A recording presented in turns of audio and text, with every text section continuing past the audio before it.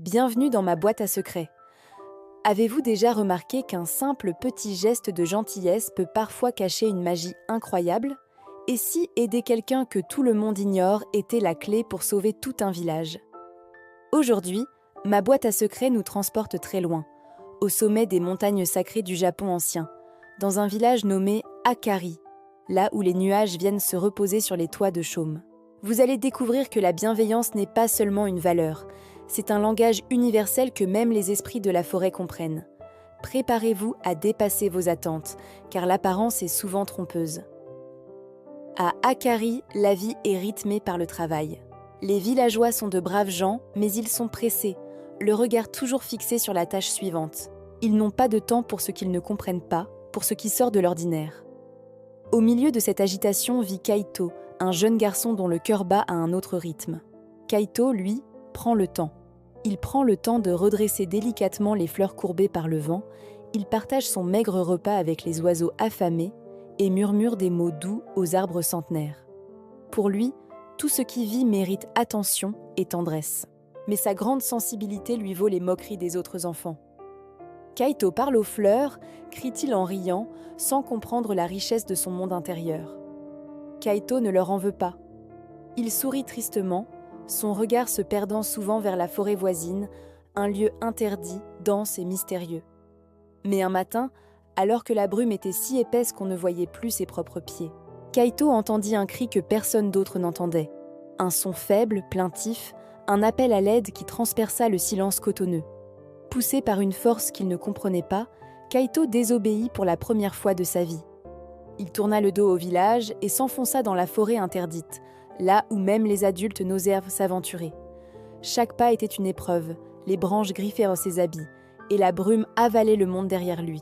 Il suivit le son, le cœur battant, jusqu'à arriver au pied d'un vieux camphrier dont les racines semblaient vouloir étreindre le ciel.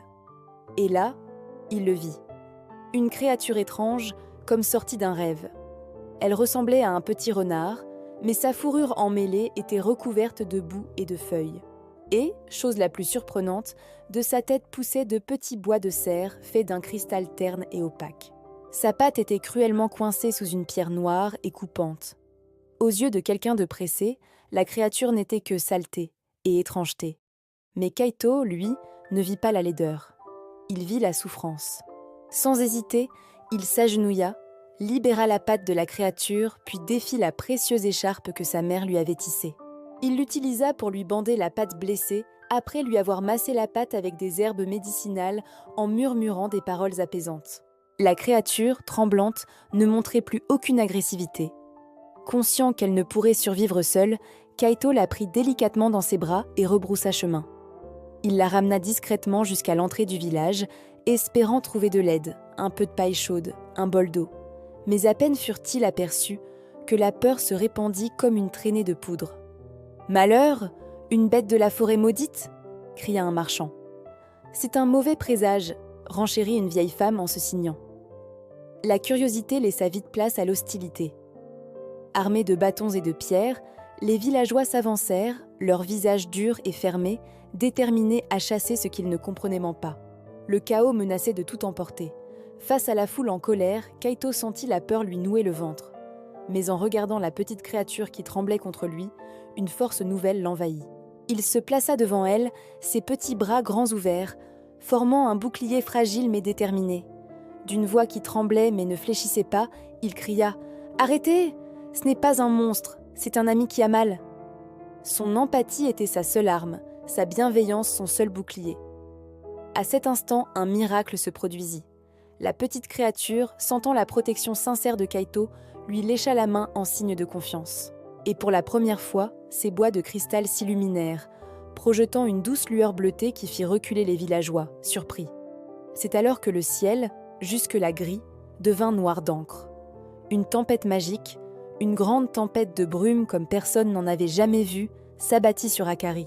Le vent hurlait, les lanternes s'éteignirent d'un coup, et la brume devint si opaque que les chemins disparurent, que les maisons se fondirent dans le néant.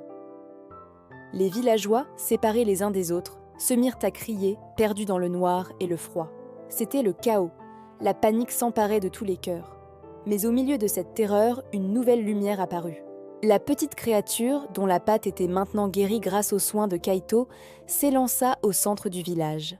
Sous les yeux ébahis de tous, elle commença à grandir, grandir, grandir encore, sa fourrure de boue se transformant en un pelage d'un blanc immaculé, ses bois de cristal terne devenant une ramure majestueuse et éclatante. En quelques secondes, la petite bête blessée était devenue un immense et magnifique cerf de lumière. Il se tenait là, noble et puissant, illuminant tout le village de sa lueur protectrice.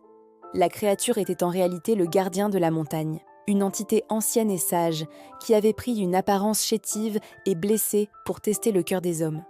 Grâce à la lumière éblouissante de ses bois, il traça un chemin lumineux à travers la tempête, guidant chaque villageois, chaque enfant perdu, vers la sécurité du grand temple au centre du village. Une fois tout le monde à l'abri, la tempête s'apaisa aussi soudainement qu'elle était venue.